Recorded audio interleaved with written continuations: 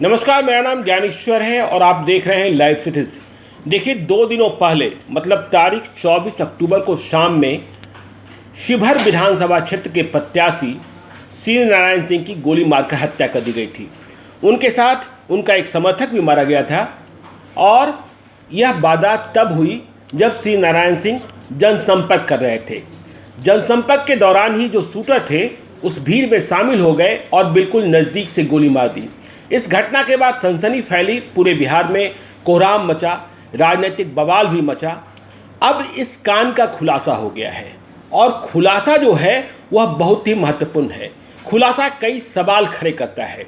देखिए, हत्या हुई, हत्या के बाद वहाँ जो भीड़ थी, जो श्री नारायण सिंह के साथ चल रहे लोग थे, बिल्कुल नज़दीक से गोली मारी थी अपराधियों ने। उनमें से 2 लोग, जो लोग गोली मारने वाले थे, उनमें से 2 लोग पकड़ लिए गए और उनकी पिटाई की गई, जिनमें से गौरी शंकर महाराज उर्फ किशन झा जो शूटर था, उसकी इतनी पिटाई हुई कि वह अस्पताल में मर गया।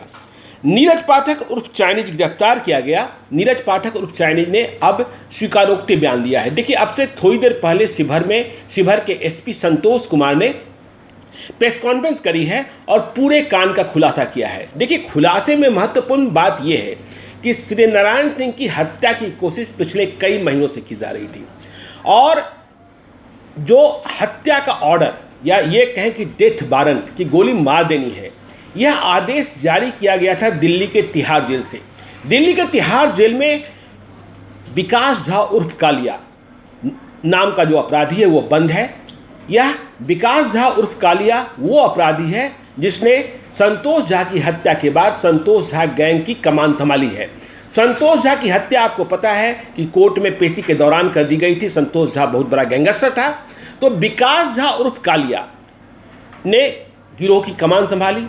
अब देखिए, सवाल उठना यह है कि विकास झा उर्फ कालिया जो तिहाड़ जेल में बंद है और बिहार पुलिस ने जो आज खुलासा किया है उसमें कहा यह जा रहा है कि विकास झा उर्फ कालिया तिहाड़ जेल से व्हाट्सएप कॉल के जरिए श्री नारायण सिंह की हत्या का आदेश जारी कर रहा था।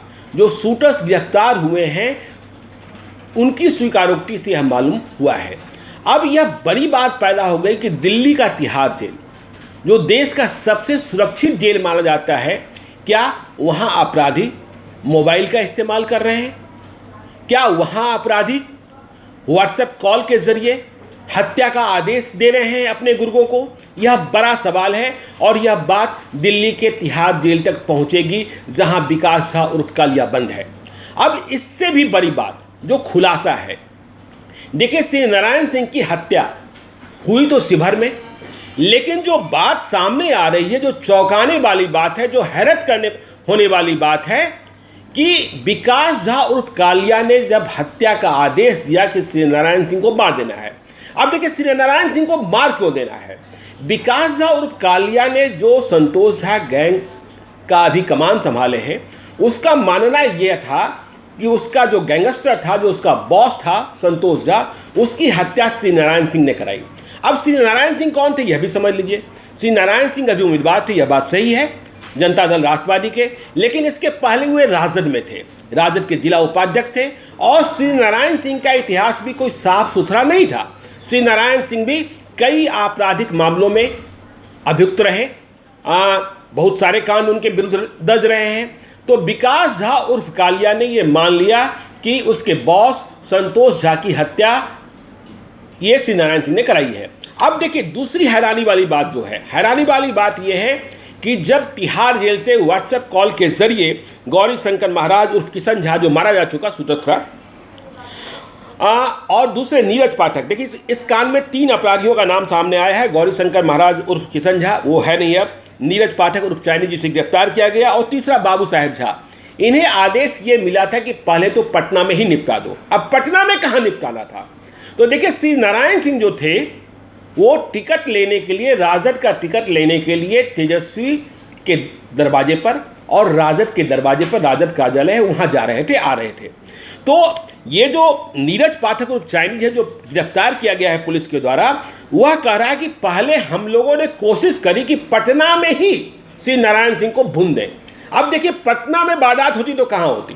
पटना में वारदात होती तो तेजस्वी यादव के बंगले के बाहर होती या फिर राजद कार्यालय के बाहर होती, लेकिन पटना में ये अपराधी जो बाद में श्री नारायण सिंह को मार ही दिए, पटना में वारदात को अंजाम नहीं दे पाए। लेकिन इनकी तैयारी ऐसी थी कि ये पटना में ही वारदात को अंजाम देना चाहते थे और तेजस्वी यादव के दरवाजे पर या राजद कार्यालय के दरवाजे पर श्री नारायण सिंह को मार देना चाहते थे। जब यहां पटना में सफलता नहीं मिली तो जिस दिन श्री नारायण सिंह राजद से बागी होकर चुनाव लड़ने को मैदान में आ गए, नामांकन भरने को आए थे, उस दिन उन्हें निपटाने की कोशिश हुई, लेकिन उस दिन पुलिस बल की चौकसी इतनी थी इसलिए नहीं हो पाया। तो देखिए ये पूरा खुलासा हो रहा है और अब देखिए क्या कह रहे हैं इस संबंध में शिवहर के एसपी, आप सुन लीजिए। आपराधिक इतिहास है और वर्ष 2099 का मेरे पास सबसे लास्ट जो अभी तक मेरे पास उपलब्ध है, 99 से लेकर के 2019-20 तक का, और इसमें जो उपलब्ध हुआ है वो मैंने दिया है। तो कुल मिलाकर के 30 मेरे पास उपलब्ध है आपराधिक इतिहास है और ये सारे गंभीर हैं जिनकी सूची मैंने दिया है। उसके अलावे जो इनके प्रतिद्वंदी थे, जो संतोष झा गिरोह है, और संतोष झा की हत्या जो है 2 वर्ष पहले हुई थी। संतोष झा का भी लंबा आपराधिक इतिहास है, 2 दर्जन मामले इस पर दर्ज हैं और इनके जो साथ इनके मुख्य शूटर थे उन पर मेरे पास उपलब्ध 12 है, लेकिन कई ऐसे कांड हैं जिसमें संतोष झा के साथ वो शामिल था। तो समझ सकते हैं कि लगभग 2 दर्जन कांड जो है वो कालिया के ऊपर है, कालिया उर्फ विकास झा, जो कि अभी तिहाड़ जेल में बंद है। एक जो शूटर था किशन झा उर्फ गौरी शंकर महाराज, उस पर मेरे पास अभी उपलब्ध 4 है, लेकिन मेरा मानना है कि निश्चित तौर पर इस पर भी कई और कांड हैं जो कि हम लोग पता लगा रहे हैं। ये है कुल मिलाकर के आप देखें तो सारे इसमें जो दोनों गिरोह है, दोनों में काफ़ी सक्रिय और काफ़ी लंबा चौड़ा आपराधिक इतिहास है और इनका आपराधिक इतिहास मर्डर, डकैती, हत्या, लूट, अपहरण जो है, किडनैपिंग को रैंसम और रंगदारी के मामले इस प्रकार। जी, तो कालिया को शक था या पूरा विश्वास था कि संतोष झा की हत्या में श्री नारायण सिंह शामिल थे?